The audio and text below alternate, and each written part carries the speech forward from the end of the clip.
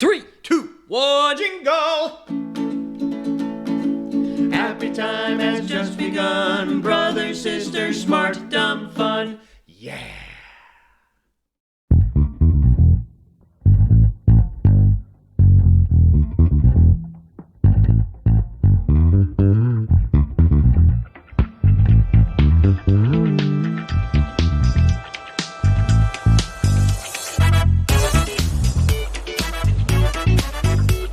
Hi, you guys. Hey. Any brothers, what's up? Nothing. What are you guys doing? Hanging out in front of my I know computer. you're dancing Dancing. in front of your computer on a day that is a fiery, hot, hellacious day here in beautiful southern Michigan. I know. You know, this summer has been so weird because it's been so cool and rainy. So it's weird, like, to have we haven't had a hot day in a while. So it's weird to, like, be part of this super hot day. It's, you know. That we have, it's late August and we're, now we're getting some really, I mean, I know we had some in July, but now we had that big, almost a month and all of a sudden, bang, it's back. Summer's back. I know. It's stupid and I hate it. Me too. Oh, I have to admit, I'm not a big lover of summer. So me either. I used to love it. I loved it. I think we're all I was kind of trained, summer school ends and then you have summer and it's wonderful. And then fall comes and you dread it, not just because it's fall, but because school's starting. And now that there's none of that, I'm like, yeah, why did I enjoy summer? It's hot and messy. Like if I walk out of the grocery store like I did today and the first words out of my mouth are, fuck this. I know it's a hot day. Mm-hmm. I love summer so very much, and I try not to complain about it. Even when it's hot, I just try to make sure I do things that are less sweat inducing, but I do love me some summer. Okay. That's nice, Ann Brothers. Ann Brothers, summer lover. You might hear the sweet melodic tones of Chip Moehle. That's yes, we have our sister from another mister today. Chip Moehle is with us. Hello. He not a summer lover, but that's okay. That's all right. So here we are on a Sunday. This is my last Sunday before I got to go back to school. So I was going to ask. Tomorrow's the day, man. Tomorrow now. I know. Bum, bum, bum, bum, to quote The Price is Right. Oh, that's awesome. Yes, and so as we close out the summer, we've got this episode, and then we're doing our summer recap next week. That will be very exciting. The beautiful summer recap. So we're going to talk about. And I feel like this is long overdue because this season actually dropped and finished up back, I don't know, before even summer started. But we're just talking about it now, and that's okay because it's worth talking about. We're going to be talking about the show Hacks, HACKS, which is on Max, and it's just wrapped up season 3 here about 2 months ago. And so we're going to talk about that because it's worth talking about it, and it's one of those shows that a lot of people don't see, and I actually think it's one of the best shows on TV right now. But that's just me. I'm selfish about that. So I'm going to go ahead and bring up our stuff, and then we'll get to talking about all this stuff. All right, hang on. I got to do that. Doing that. We're doing that, and there it is. All right, look, there he is. Hacks with our crack entertainment. Not that he's smoking crack. That he is crack entertainment expert. Chip Moehle. That's right. So, Ann, you want to go ahead and kick us off for those of you that don't know us or what we do, because you might be a new listener, or you just love listening to this every week because Ann puts her Ann Brothers spin on our intro every week. So, Ann, take it away. Alrighty. We're Ann and Janice Brothers. Our last name is Brothers, and we are sisters. Bam! I just blew your mind. You're welcome. All right. We're in our 50s, Gen X, which means we knew the joys of riding in a car without wearing seatbelts. In fact, my dad had a car that didn't have seatbelts. Isn't that Chevy? Yeah, where we could stand up in the back seat. We could stand up on the floor and our heads didn't hit the top. It was amazing. That was one of those cars that was just like a fucking Land Cruiser. It was great, man. It was like a couch back there. It was like literally having your own couch in the back seat. It thing was massive. Yeah, I don't recall there ever being seatbelts. And it was joyous because you didn't worry about getting hurt. You're like, I'm not going to get hurt. I'm in this massive car. Those cars were so big. You could drive them into a train and live. Mm-hmm. Oh, yeah. Totally could. So, for all you millennials and Gen Zers and that had to be in car seats until you were like 10. Gen Xers, we didn't even use seatbelts because our parents figured, hey, they die, we'll make some more look almost like them. So, we were replaceable, very replaceable. So we had no value. We were not priceless. So anyway, no, and that's not true. Mm-hmm. We had value. We cleaned, we dusted, we vacuumed, we did dishes, we gardened. We had tons of value. What are you talking about? We painted the outside of the house. We built an addition. I know. I can't remember who I was talking to the other day, where their parents never. Oh, you know what? It was Joe. What? They never had to clean. It's like, I know. They never cleaned. They didn't have to do dishes. I'm like, what? In fact, people were like, I can't believe your parents don't have a dishwasher. And my dad's like, what do you mean? We got two. Hey.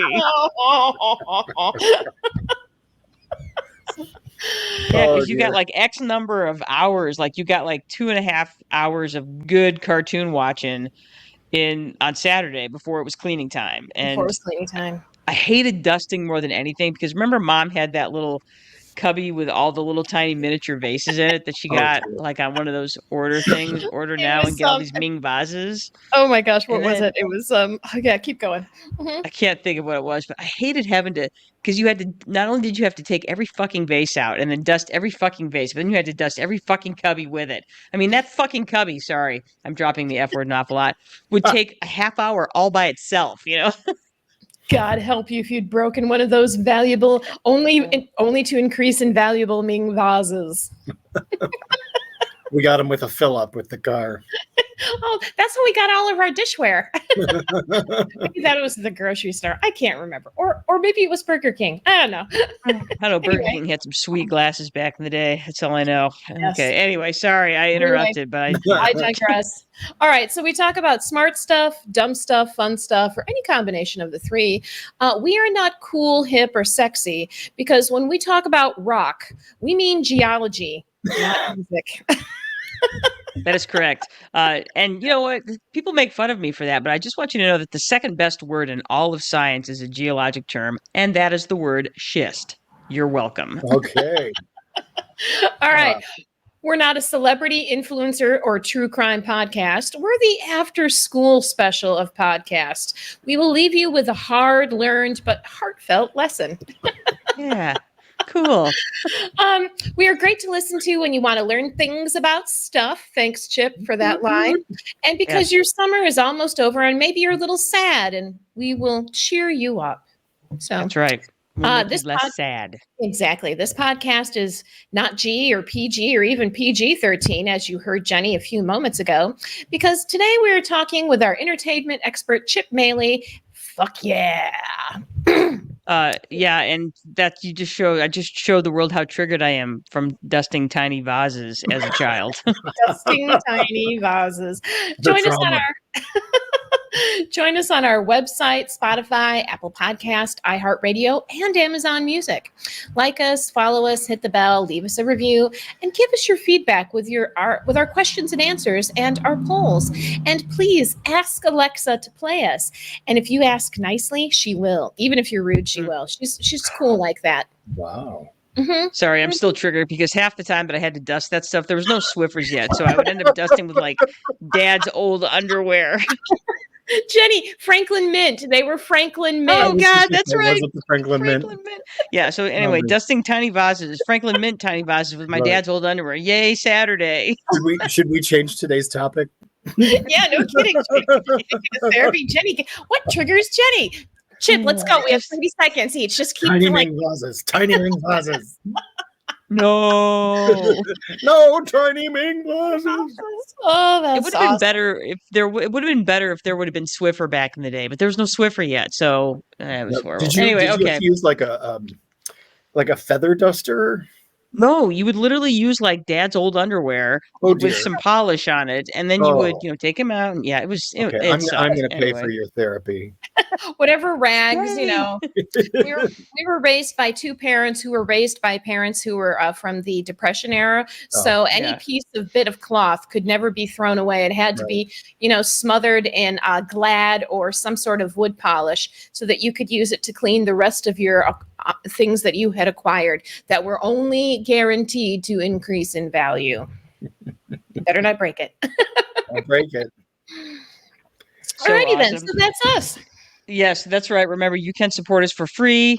That's right. You can support this stimulating conversation for free. All you got to do is like us, follow us, subscribe, Spotify, YouTube, Instagram, Facebook, Apple Podcasts, iHeartRadio, Amazon Music.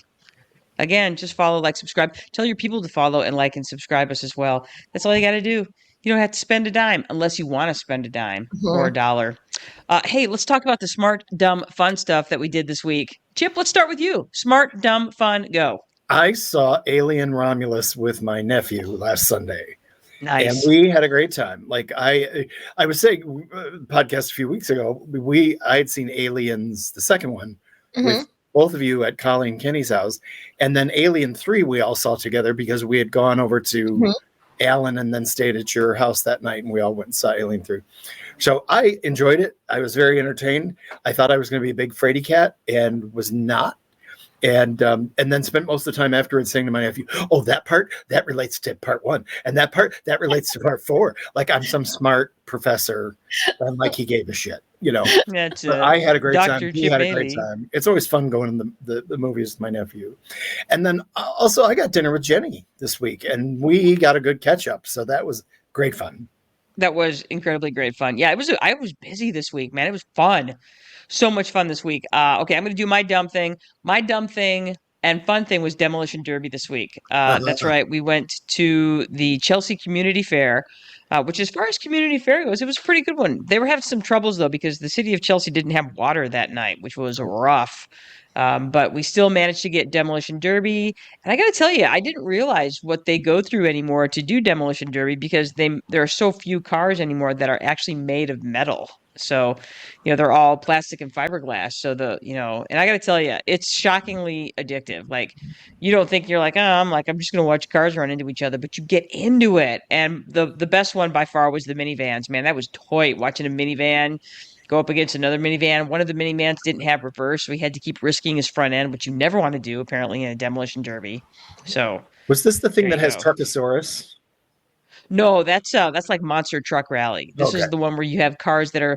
So the way it works, Demolition Derby, it's pretty straightforward. There's about anywhere between, I don't know, 6 and say 12 cars kind of penned into this little cement area. And they basically work to run into each other until you literally have one car that's still moving. That's it. Then you're Okay. the winner and you get a trophy. That's it. Okay. It's super straightforward, and they basically run into each other until they're all done. Okay. And it doesn't sound fun. And then all of a sudden you're like, I love this. It's like bumper cars with consequences. It's nice. With real consequences. Yeah. So that was Demolition Derby. So that was my fun thing. And what about you? Well, I did a smart thing this week. I went out with my friend Annette, Annette May, who is a cicerone. And if you'd like to go back into our archives of our podcast, you can hear an interview with Annette talking about beer. But anyway, we went out together. We went out to lunch, which consisted of each of us getting 3 scoops of ice cream from from Blank Slate in Ann Arbor. They have amazing ice cream. I'm slightly dairy intolerant, so it was delicious. And then I was sad. But anyway, there's a price to pay.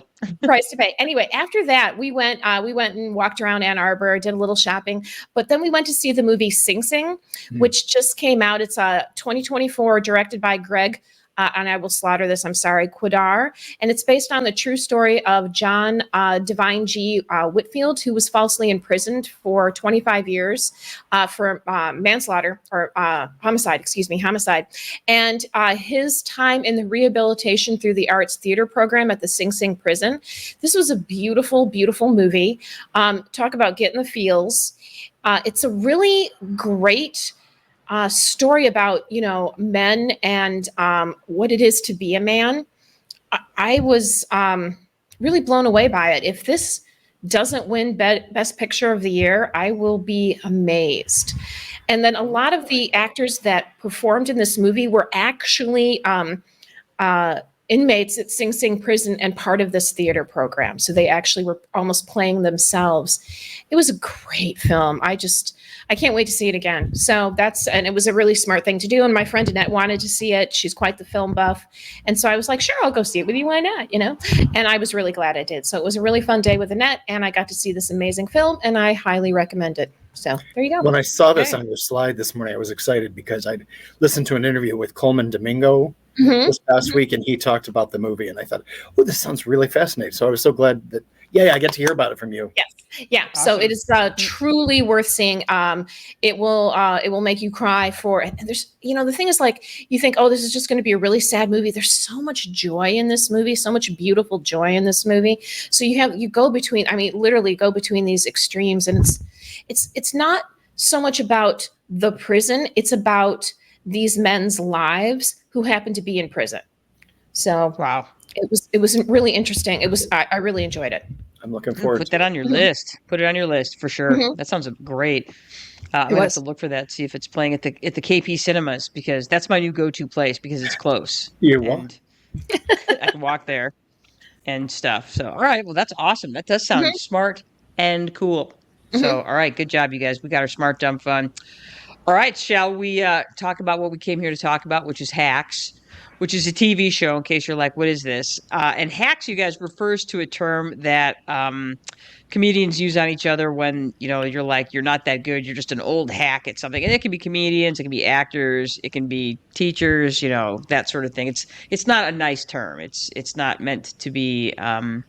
It's not a kind term. No, it's flattering. And that's what one of the characters calls the other early in the series. There you go. So, all right. Anne, would you like to introduce the series? I would. What is Hacks about? This show is about Deborah Vance, played by Jean Smart. She has been in the comedy business for decades. And I will put in this little thing. She kind of reminds you of like a Joan Rivers sort of character. So a woman who's been in comedy a super long time and is also really good, who's really got a head for business. So I'll just say that's how she's like Joan Rivers. She is problematic. We'll talk more about that later. Her agent, Jimmy Lusquois Jr. Jimmy Lusac Jr. Oh, thanks, Jenny. Who would have thought? Why do you have to have a Q in there? What's wrong with that? What's wrong with these people? Anyway, played by Paul W. Hard K sounds are comedic. Are they? Why? Because I sounded stupid saying it? Anyway, Paul W. Downs, who's actually one of the show creators, convinces her, he plays her agent, and he convinces her to hire a comedy writer, Ava Daniels, played by Hannah Einbinder, to freshen up her show. So we have this hack, as Deborah Vance is often referred to. And she is, by her agent, is convinced to hire this Gen Z writer who also comes with her own baggage. She is very talented, but has recently been canceled. And she is trying to get back on her feet. And then the shenanigans begin with these two very different women. But one thing they both have in common is they are extremely they want to succeed. That's very important to them. They're both extremely ambitious. That's the one thing they do have in common. Well, and it's so fun because they're on completely, not just their age, they're on completely different. How they live their lives is so entirely foreign to the other. Neither understands the other in terms of how, like you said, Deborah is a grinder. She's a comedian, but she also has this, QVC empire. And she is up at 5 and she's reading the papers and she's looking at the financials and she's exercising and she does things herself. And she, has just, and, you have Ava who, sleeps late and is always a mess. And, just like I said, just the other side of the spectrum, her life is a mess. She's a mess. Everything around her is a mess. And so that's one of the reasons that I love watching this, is that you see this dynamic of these two very different people just in general. I'll do the facts about Hacks. Is that okay? Sure. Okay. All right, so if you're looking for it, you're going to find it on Max, otherwise formerly known as God. HBO Max. I did that. That was for you, Max Chip. on Max. Max on Max. It premiered in 2021. It just wrapped up its third season earlier in the year, like late spring, early summer. And so like season 1, I believe, is 10 episodes, and then I think seasons 2 and 3 are either 8 or 9 episodes. I can't remember, but so you've got nearly 30 episodes to watch, and you will love all of it. It runs anywhere between 30 and 40 minutes, depends on the week. So it's nice because you don't have to commit the full hour if you don't want to. So again, Jean Smart plays Deborah Vance, Hannah Einbender plays Ava Daniels, and then there's another, just a whole plethora of rich cast members. So it's created by Lucia Anile, Paul Downs, and Jen Stasky. And I can't remember, Paul Downs is married to, I think he's married to Lucia. Yep. And so they're a couple, and just it's so much fun. One of the things I love about Max shows is that you get the show, you get scenes to next week. Who doesn't? You can tell we're Gen Z because we love scenes. Exactly. Next on. Exactly. I don't, because remember when you were a kid and you would like watch Little House and they were like, we can't go to bed now. We have to stay up for the scenes, for next week. Yes. Trying to put off bed just a few minutes just more. a little bit longer. But it's that new carrot for next week. It's that new carrot. Totally. And every time it's just like, oh yay. So anyways, one of the things that's cool about Max is that you can watch the show, see the scenes for upcoming episodes, and then they have about a 5 to 6 minute kind of after where they talk about the episodes. And that's one of my favorite things about watching shows on Max is that they do this, and it gives you just a little bit more insight into the episode, into the writing. And it gives you a chance to kind of think what you think while thinking what they think, and so that's one of the reasons I love, and they do that for pretty much every show. Joe and I would, do that obsessively for Game of Thrones as well when we were watching it. And I do that obsessively for this show because I'm so interested to hear about this writing team, because I really love their work. It is funny. It can be very dark, and it goes places sometimes. And we'll talk about that and why you may not like Hacks. It goes places that are dark sometimes. It's okay. Mm-hmm. Sometimes there's, what is it? If you want to see the light, you got to know the dark or something like that. I don't know. Yeah. All right. Chip, tell us why you like Hacks. There's a number of reasons, but we got to start with Jean Smart and Hannah Einbinder and their performances. Mm-hmm. They play so well off of each other. Mm-hmm. And, it's Jean Smart. I think we're all going to say that. It's Jean mm-hmm. Smart. We've all known her at least since Designing Women. And through the years, she's done other work that's just been tremendous that I don't think gets as noticed. She was on the TV show Watchmen. Oh, yes. She was on 24. She was on Hawaii Five-0. Mayor of Easttown. Mayor of Easttown, yes. And then the thing I remember is after Designing Women was done, she went to Broadway with Nathan Lane, and they did, I think it was The Man Who Came to Dinner or something like that. And they filmed it for PBS, and she was fucking brilliant in that, So I've always been a big admirer of hers. So of course I watched it because of that. All the supporting characters and actors in the show are fun and interesting, and they've hired really good people. You can't throw a stick. We've got Kiki, who's the dealer. She deals mm-hmm. the cards. She's mm-hmm. hilarious. We've got Kayla, who's Jimmy's assistant, who's just off the wall crazy. Mm-hmm. And you've got Marcus, who's the very tied up gay man, and then what I love is her little assistant Marcus. I think not Marcus. Damien, who used to be on Ugly Betty. He was the young gay man on Ugly Betty, and he's hilarious. I love when they drive to Deborah's closet, which is a huge warehouse in the middle of the desert.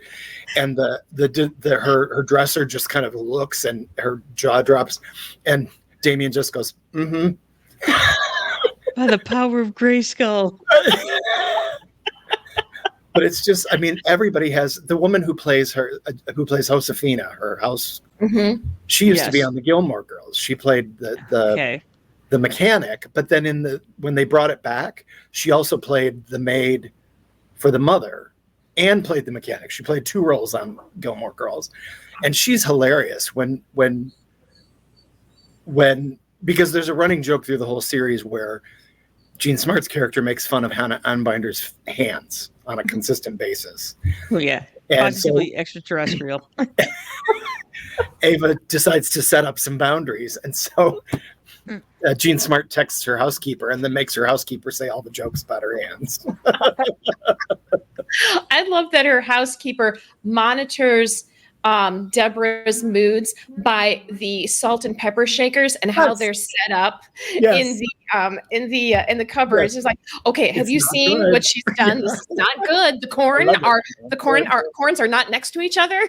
They're not near each other. Oh my God. She's I mean, but that's the thing. Everybody in this show, and I would say honestly, the Paul W. Downs, who I enjoy now, but when you first start watching it, you think he's kind of the weakest link in a way. Mm-hmm. But then you begin to discover why. He's following in his father's footsteps, and once he's kind of out of that, his character really begins to bloom and take on stuff. The world that this show occupies is gorgeous and phony in the way that entertainment is. It's primarily takes place in Vegas, also often takes place in Los Angeles. And I love how they skewer the entertainment industry. I love how big and opulent it looks and how kind of dated it looks. The comedy in it is not always easy, and it's not served to you like a sitcom. It's smart, dumb fun. I mean, it really is. There's times when it literally is. The comedy is very smart. There's times when it's very fun. There's times when it's very dumb. But you will find yourself laughing at the most strange moments. And one that I wrote down is, that's the other thing I forgot to mention. The girl that plays her daughter, Caitlin Olsen, who's just a brilliant comedian. Comedian. She has a line early on about, how as a young girl, instead of going to school, I'm doing my first line of coke at the Chuckle Hut in Kalamazoo. And I just thought that was brilliant. Yep. When she was 13. When she was 13. But so after 3 seasons, it's still interesting. Here's the other thing. A lot of shows by this point, especially now, even with shows that only have 8 to 10 episodes, by the 3rd season, you're kind of done with it. You'll still go along for the ride, but this one I think really has a promising 4th season, and part of me is hoping that's kind of it. Jenny and I were talking about this at dinner, and I don't know where they can go past this. Right. I feel like this has to be the end. Yeah, but maybe they can. I don't know. Sometimes, but it's that thing of popular shows. Sometimes the network forces you to go a little further with it.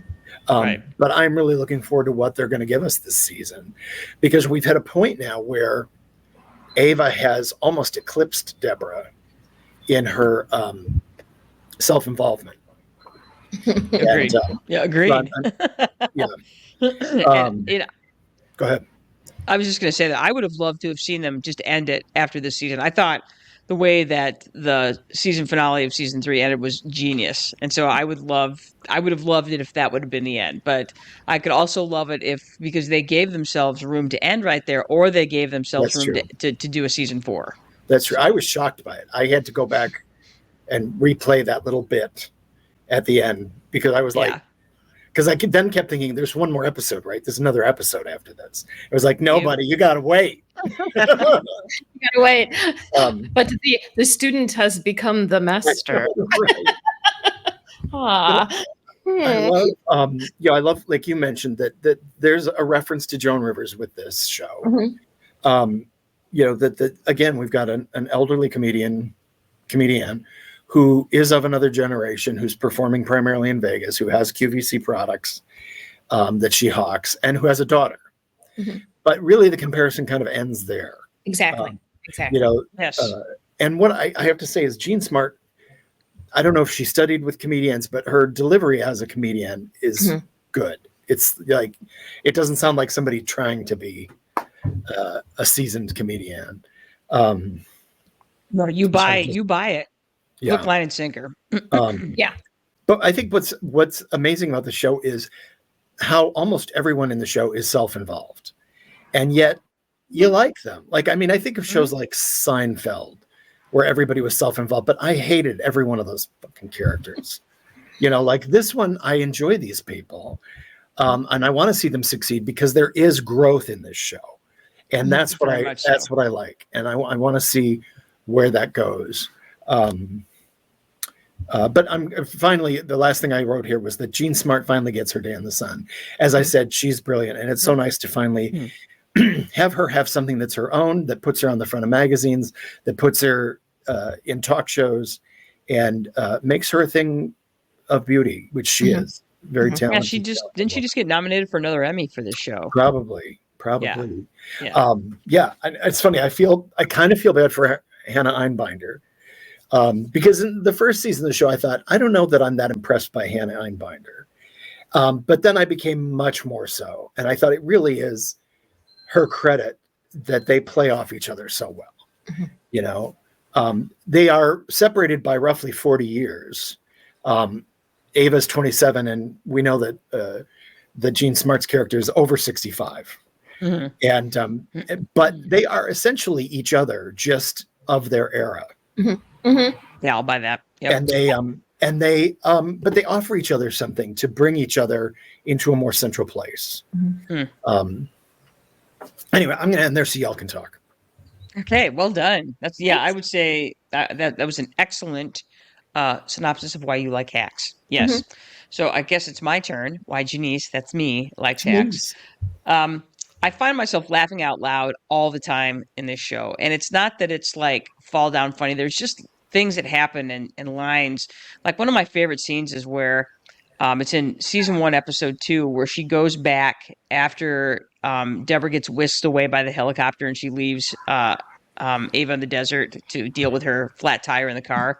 So she finally gets that dealt with, and she goes back to try and buy the pepper shaker. And the lengths that she will go to, that interaction between the shop owner and her is, to me, it's just so funny, where she finally is just like, is holding this vase up, threatening. She's like, I'm going to give you this $10,000 or I'm going to break this. You know? It's a Ming vase, Jenny. It's a Ming vase. Ooh, it's a Ming vase. Just break it. I had to dust that. Probably got that from the Franklin Mint. Yes, but it wasn't like 2 inches tall. Sorry. Anyway, writing matters, and I say this all the time. Writing is the most important thing in a show or a movie, and it's one of those things like, stars get all the credit. I'm like, they ain't do shit, and that's not fair. But honestly, I don't care how good an actor you are. If the writing is bad, you're gonna come off as bad. That's what I love about shows that are well written. I just noticed this the other day. So like when we go back, it's the episode where I think it's the end of season 1. Ava's dad passes away, and Deborah comes to her funeral, and there we see Ava's old room where she's, the cat now lives there, and she's, sleeping next to the cat box. But like, if you look at the posters in the back, it's all issues of Entertainment Weekly, and one of the covers is the cover Entertainment Weekly where Mean Girls are on the cover, and of course she would like Mean Girls, and of course she would be worshiping Tina Fey, and of course, that these would be her heroes, and again because writing matters, and so. The characters are complex and real. This is, in our own ways, we're all self-centered and we're all, self-centric and those sorts of things. So I think that's one of the things I like about watching those characters, is that they're not that different than us. And there are just so many great characters to watch. And that's, like, I'm trying to think of the name of the actress that plays Marcus's mother's friend. I can't think of Miss Lucille or Miss Lou. I can't think of her name, but again, just this awesome, this so awesome, funny. Just tiny little character who just is hilarious. Everything that she says, she's just, just living her life, doing her thing. Marcus's mother is the greatest. I love her. She's so much fun. All right, let me see what else. Fun to watch Deborah and Ava learn from each other, how they slowly but surely bridge this divide, not just of their age, but just of their entire experiences. It provides hope that we can change no matter what. That's one of the things I really like about this show, regardless of our circumstances, because neither character is particularly likable as the series. Deborah's kind of a monster. Ava's a different kind of monster, but Ava's, a different kind of monster, but no less a monster. Let's see. It's fun to watch, especially an older woman reinvent herself, because that can be harder to do as you get older, for sure. And so it's fun to watch her gain and part of it is that, as you get older, you start to maybe lack confidence that you did when you were younger, because the consequences now of your decisions. They feel so much more monumental. Yeah. So watching her sort of reinvent herself with the encouragement of this young lady is cool to watch, because, she sees her, what is it? I don't know, like episode 2 of season 2, where she has that line where, like, this isn't my town anymore. And so what does she do? She goes and she makes the entire world her town at the end of season 2. That's what we start season 3, and she's on top of the world. She gambled on herself in order to, and she ends up not just, owning Vegas, she owns it all. And that's really one of the things that's really fun and cool, to watch her take that chance and get paid off for it, so to speak. It hits me a little differently. I've now watched this all the way through twice, and it hits me a little differently with different viewings. And it reveals the lengths that women have to go through to succeed in spaces that are considered the territory of men. And that's one of the parts that's really hard to watch, is that, that's, in the very first episode, where Ava's complaining that she doesn't know where the line is anymore, and that's why she's been canceled. And Deborah responds, well, there is no line. And, in that second episode, Prim, where she sends, Ava to go off and get the pepper shaker, talks about how it's never ending, that this will always be hard, that she is always going to have to be working from, now until the day she dies. And that's that attitude. That's why Deborah is so driven, is because she doesn't feel like she can ever just rest on her laurels, and she never does. So, I just love the show, and I think it's awesome. It's smart. I love smart stuff. So there you go. Agreed. Anne? Well, the reason why I like Hacks is, number one, Jean Smart. I watch stuff because Jean Smart is in it. Yeah. It's like there'll be something that's like, oh, blah blah blah blah. I'm like, oh, Jean Smart's in it. I'm gonna definitely give that a chance. So Jean Smart, she kills it. Damn, that's how I don't know what else to say. It has a kick-ass ensemble cast, and I mentioned some of them. Megan Statler, she plays Kayla Schaefer, and she plays the assistant. Love her. Yeah. Love her so much. I mean, confidence.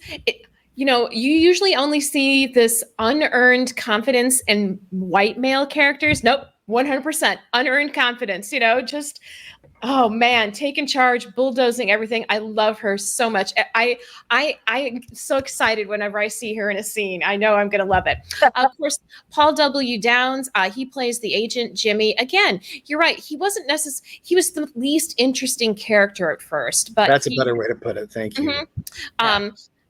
Christopher McDonald, who's been in a ton of things for the last, 40 years. He plays the owner of a casino. He is very funny. It's so fun to watch Deborah outsmart him.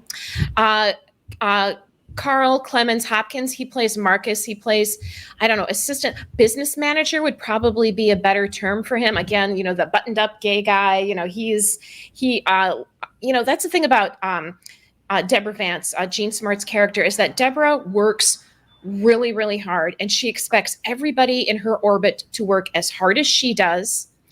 And she's very generous with those people she thinks are worthy of her generosity. So that's this interesting character that, this characteristic that she has. And so everybody who loves her or wants to be around her works their freaking ass off for her. And Marcus is just another example of that. And this is reflected in her comedy. The person she is hardest on in her comedy is herself. Therefore, she feels it gives her the right to be hard on everybody else. And so her comedy before she meets Ava is dated in that, and how hard it is on people.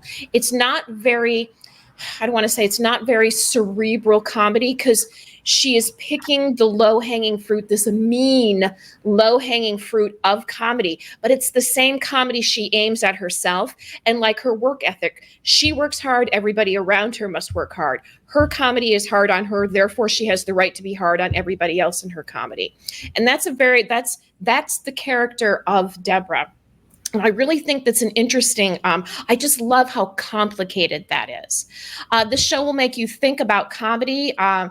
what comedy means and how it has to evolve and why it still should be evolving. We're kind of in this debate right now. We have been for a couple of years of people being canceled in comedy because their comedy hasn't evolved and they don't understand why they can't just say what they want to say because it's art instead of thinking about what they want to say and how to make it art. So, this show makes us think about that. There's two strong female leads in a complicated relationship. They're not competing over some boy. Oh, how refreshing. The sharp insight into what it is to be a successful woman in entertainment over an extended period of time. I mean, most people in entertainment do not have a long shelf life. Men seem to have a longer shelf life than women, but few people go decades. And so Deborah Vance has gone decades. You have to remain fuckable. Yeah, exactly. And Deborah Vance knows that. Her character knows that she has to remain fuckable. That's why she's trim and fit and not afraid to do the Botox or any other treatments or keep herself as fuckable as possible. The personal growth that takes place as the show develops. The humor is complicated and dark and sometimes absurd. Hollywood figured out that women over 50 should be in more television. At least they figured out with this show. And of course, they did figure it out with Veep as well. Talk about a show where you will not like any of the characters and you never will. And there's no growth. And there's no growth. They're politicians. Of course, there's no growth. And of course, when it all comes down to it, this show will give you some feels. So, and I like that, So there you go. That's why Anne likes Hacks. Well said, Ann Brothers. Nice. Deep and awesome. I love what you said about how this show will make you think of comedy. Mm-hmm. Like that didn't occur to me, but yes. Well, and that's one of the things that it's easy for. We live in a time now where there are you see a lot of really great female comedians who are kind of getting their due and getting time, and we're seeing them. But, I think Tina Fey talks about it in Bossy Pants, was this idea that for the longest time, women weren't considered funny. She talks in her book about how Jerry Lewis was very vocal about the fact that, women just aren't funny. And, that's 100% not true. But, and again, what the lengths that women have to go to that men don't have to go to in order to be seen and heard. So that's one of the things that this show, that's what Deborah understands. And that's what I think Ava takes a little bit for granted and doesn't know and understand. And as she's going through and digitizing all of Deborah's stuff, she's starting to realize and know and understand how remarkable this is, what she did at the time she was doing it and what she had to endure to get it. We learned that when was it episode season 1 late, the episode 1.69 million, where we start to learn of just how difficult it was at her age to become who she became. So yeah, for reals. Let's go ahead and talk about our favorite episodes, shall we? Oh wait, here it is. Anne, you want to talk about why you might not like Hacks? Oh, sure. For me, there was no reason as not to like Hacks. As far as I was concerned, there's absolutely no reasons. Now, having said that, if you like a show where the characters are likable, you might not like Hacks. There's a lot of self-growth in this show, but none of the characters, they're all very self-centered, which I don't know, having not really been in the entertainment industry, it seems like a very entertainment thing. It seems like you are so used to disappointment, not getting a role, not getting whatever, that you almost have to be self-centered just to protect yourself. So all the characters in the show are pretty self-centered. Our two main characters are very self-centered. They are ambitious. Some people don't like that in female characters, but they're remarkably ambitious, which again, if you're going to put yourself out in that sort of situation, you've got to be very ambitious. Deborah Vance is not a good mother. Man, she was a shitty mother.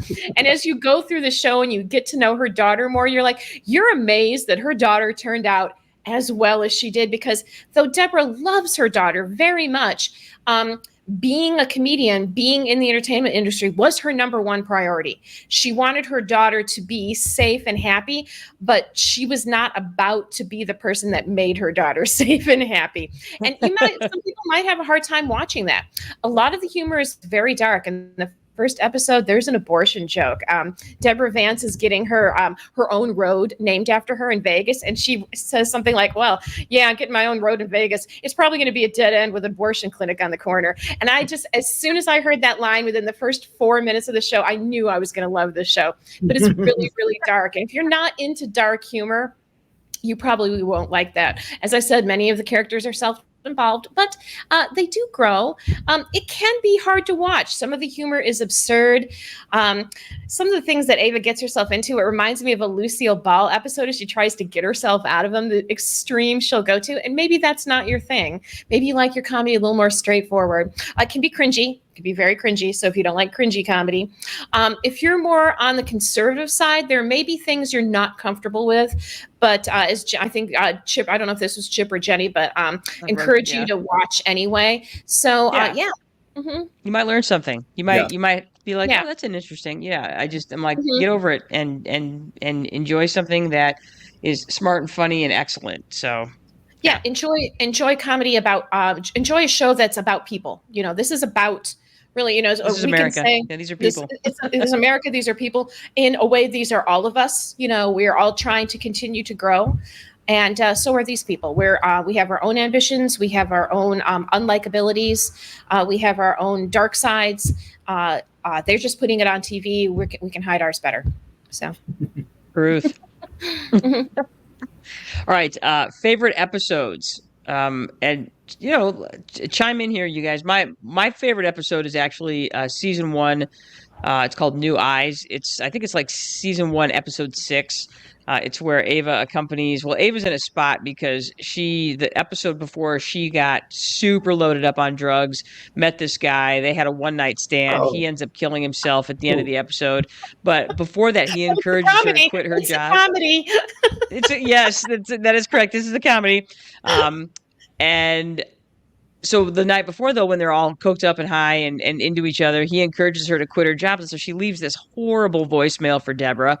And so the next episode, New Eyes, is Deborah has lost her phone for a little while. So she didn't get a chance to hear the message because she's going to get plastic surgery on her eyes. She's getting new eyes. And so as a result of that, it buys Ava time to try to figure out how to unlock the phone to delete the message, which is in itself is hilarious. She ends up going to the wax museum and using the face recognition with the wax museum, which I love that she does that. Kiki comes up with that one for her. And B, I love her reaction where she does the cartwheel, does the splits and double flips her off. Yes. When it works. Then after she gets back and she wakes up, and then they have this really strong interaction as they have to take time to get to know each other as they're trying to work on this new material, or they haven't even gotten to the new material yet. And this is the episode where Ava starts to learn the truth about Deborah's life, things that she did not know, and encourages her to start writing about her real life, not this life that others kind of placed upon her. And that's where the show really starts to take a turn for me. And that's my favorite episode. So, Anne? I think mine was the 1.69 million. Was that the one that I liked with the, I'm one of those people that I like to watch things more than one time. So I'll watch an episode and then I'll rewatch the episode a time or two before the next episode comes on, because I get a lot more. But, Deborah's life, the life that she has built herself is so decadent isn't the right word, but she spares no expense for what she enjoys. And so she has a whole room where she keeps her Christmas decorations in her mansion, and it's huge. It's probably the size of my house, and it's all Christmas decorations. And Ava's talking on her cell phone to somebody. She's like, "Yeah, I'm in Deborah's Christmas room," and it's racist, but I can't figure out why. It's this generational thing. It's such a little microcosm of this show and this differences between these two women.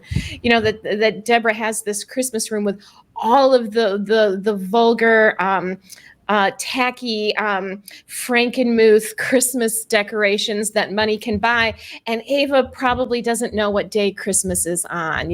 So. She's trying to figure out how not to answer the phone for her mother so she doesn't have to tell her mother she's not coming home for Christmas. I mean, just there's so much of that.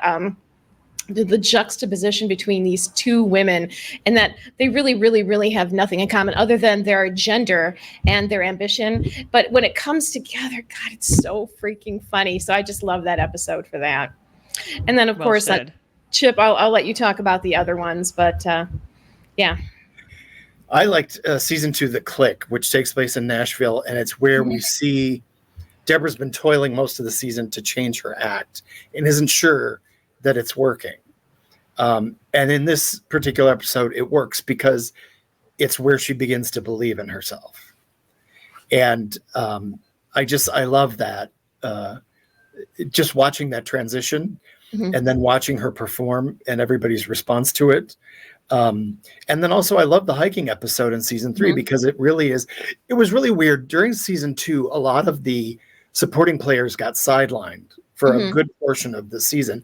And then slowly in season 3, they were kind of brought back. But in this particular episode, it's just the two of them. They've gone out hiking, they don't have their phones, and they get lost. And both of them get injured. And they really have to rely on each other in a way that they haven't had to before.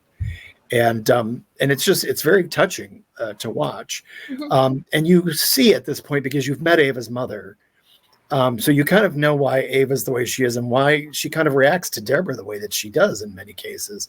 But here you see them become closer, and it's very touching. It's very funny. And I just have to share one other joke that I loved when she goes, I think it's New Eyes, where they're mentioning something about she might have herpes or something.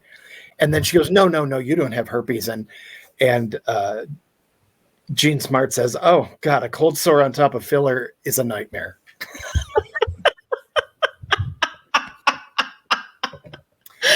I love that line because it tells you a lot about her. Right. Yes. Right. But, yes. Yeah. So those were the episodes I enjoyed. Yeah. And then I think like I said, the cool thing about this show is that you have 3 very strong seasons, and the end of season 3 is just killer. I think it's just great. Totally. When you get the payoff of the Christmas room. You do. Yes, you get the payoff of the totally Christmas. We get to in season 3 we get to one of the complications of Deborah's life is that her husband left her for her sister, and so there's this huge chasm between Deborah and her sister Kathy. And in the season 3, we finally get to spend time with Kathy because Deborah through DJ's her daughter, Deborah Jr., Deborah's daughter, encourages her to invite Kathy because she still has a relationship with Kathy. The daughter doesn't. She wants her there for Christmas. So Deborah finally bites the bullet and invites her for Christmas. And we see this really excellent Christmas episode. And we get to see everything in the Christmas room in its all of its glory. So it's a very special Christmas episode. It is. And it's actually it's a great episode because you finally get to see and hear Kathy's side of the story. And it's great. I really like that episode a lot. And it's, you have this complex relationship. Because Deborah's ex-husband Frank has passed away. He dies early in season 1, and we start to learn more about that relationship. And it's complicated. It's good stuff. It really is. So there you go. That's it. Do you guys want to say anything more about this amazing show that you can find on Max, formerly known as HBO Max, formerly known as HBO? Well, I'll just say a couple of, one thing is I love Deborah's physicality, Gene Smart, the way she moves as Deborah. I mean, I don't know how to describe it. It's nothing that jumps out at you, but there's something about the way she walks, the way that she moves her hands. Everything is just, it's so marvelous. It's such an actorly thing. And the other thing is, and I probably shouldn't, they actually have a podcast starting with season 3. And it's the 3 producers, and then usually they have a guest star on, and they talk about the episode that just aired. And like you said, it's funny. HBO does a lot of that after show, let's go inside this thing. And most of them I don't like because they're very clearly telling you things that didn't make sense in the show. And I always feel like if you couldn't make that work in the show, why do you have to tell me afterwards? But that's not the case with this show. Mhm. With this show, it's very interesting, and the podcast is the same. It gives you more insight. Well, what I love about it is that the idea of where the show came from, how it's developed. That's one of the things I love about it, is just that this is how the sausage gets made, so to speak. And it's complicated. This show took years to get in development, and and I think it's awesome that HBO took a chance to make the show, and what they've made is genuinely amazing. So yeah. Yeah, I can't recommend the show enough. I hope that people that see this will watch it. And even if what we've told you think, oh, I'm probably not going to like it, give it like at least 3 episodes. I think, I think you will start to appreciate it. Absolutely. If you're on the fence, give it a shout.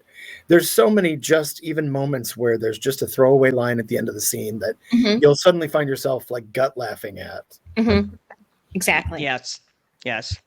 So, all right. Well, you've done it, everybody. You have spent another nearly an hour learning things about stuff. Today, you learned about the show Hacks on Max, formerly known as HBO Max, formerly known as HBO.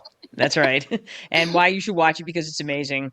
And you guys, we would love to hear from you. We would love for you to leave a review on any one of our streaming services. We want your questions, concerns, comments, and confessions. I know. Right. I know. After you watch Hacks, you'll have some. You'll have some confessions. That's right. Your own moments of comedy.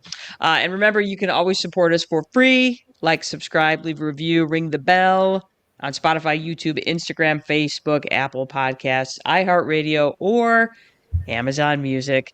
And remember, Alexa knows our name. So hey, there you go. Jenny, I was listening to another podcast earlier in the week, and they were talking about that most podcasts end after I think the 6th show, maybe it's the 4th, but most podcasts do not make it to 10 episodes. And most podcasts that make it to 20 episodes will continue for the next couple of years. So Jenny Brothers, we're doing really great. This is our 42nd episode, to be clear. This is episode number 42. And actually, there's actually more than that, because we have been doing this since 2020. But this is we're in our official podcast form now. So that's awesome. So, hey, you should make sure to join us next week. That's right. When we have our summer review. That's right, you guys. It's Labor Day weekend next weekend. It's the unofficial end of summer. And so we're going to review things we did, stuff we did, things we read, stuff we ate, and other stuff. I don't know. Yeah. All right. Yeah, I emphasize stuff that we haven't talked about yet, just because there have been some stuff that I haven't talked about yet that I want to talk about, but we don't have to limit it to that. So that's true. We do not have to limit. We can do whatever we want. I'm going to start our fun outro music, and then I'm going to do the rest of our stuff. So here, wait. Can you still hear me? Because sometimes the music cuts me off. Yep. That's right. Yeah. I am Janice Brothers. With me is my sister. And brothers. And our amazing sister from another mister, Chip Moehle. That's right, you guys. We are out of here. Make sure you do something smart, do something dumb, or do something fun. Peace out.